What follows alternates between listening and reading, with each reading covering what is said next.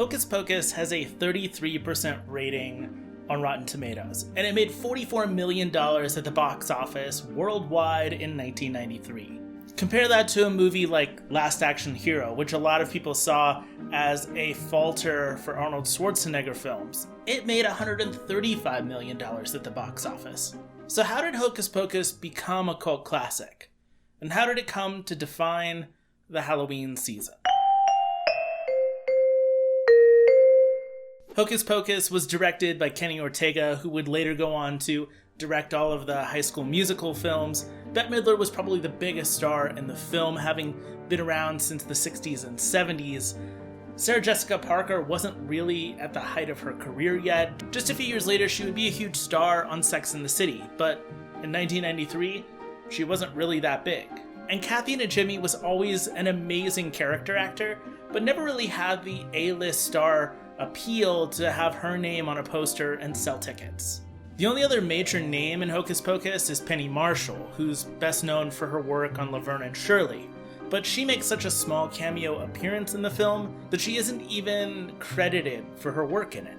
Hocus Pocus was also bumped from being released around the Halloween season because 1993 also saw one of Disney's other Halloween classics, Nightmare Before Christmas, as it would get an October 29th debut in theaters. In fact, Disney had a really busy year, a good year in 1993. They had The Three Musketeers, Homeward Bound, Sister Act 2, Nightmare Before Christmas. And as Disney makes their release schedule each year, they always try and separate out films so that they never overlap.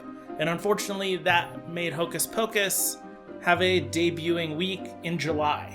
To make matters worse, it would actually debut just a few weeks after Jurassic Park hit theaters, and nothing that came out in that June or July could even touch Jurassic Park, which became the biggest box office blockbuster in Hollywood history, at least up until that point.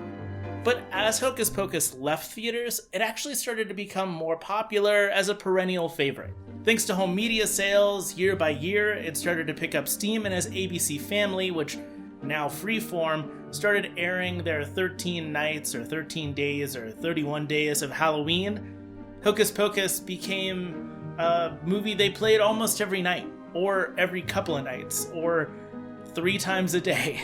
And thanks to the millennial generation, or my generation, 2 things really happened to Hocus Pocus to make it more and more popular. One, of course, is nostalgia. My generation loves 1990s Disney. The Disney Renaissance was a big part of our childhood, and with Disney having 2 huge Halloween movies that came out in 1993, Halloween season seems to have an abundance of Disney films that includes the aforementioned Nightmare Before Christmas and Hocus Pocus, but also Halloween Town and others. The second is the rising popularity of Halloween itself.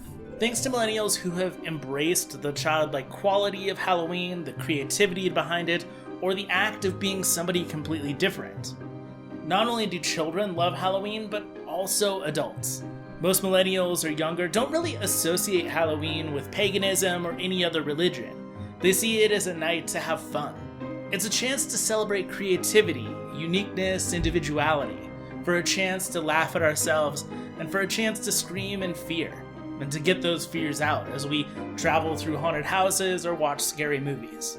Nowadays, I just can't fathom the month of October without Hocus Pocus. And Disney's really embraced the film as well, adding the characters to their Disney theme park Halloween parties and creating toys and different merchandise for Hocus Pocus, stuff that they never would have had when the movie came out. And you can often find people in the month of October quoting and laughing along to some of their favorite moments from Hocus Pocus. So, from me to you, happy Halloween, and remember, it's just a bunch of Hocus Pocus.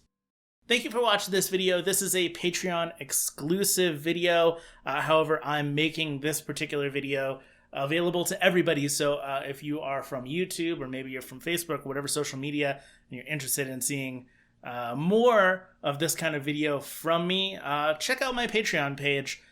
Subscribe. $1, $3, $5 level, whatever. There's tons of podcasts and video stuff that goes up all the time on Patreon.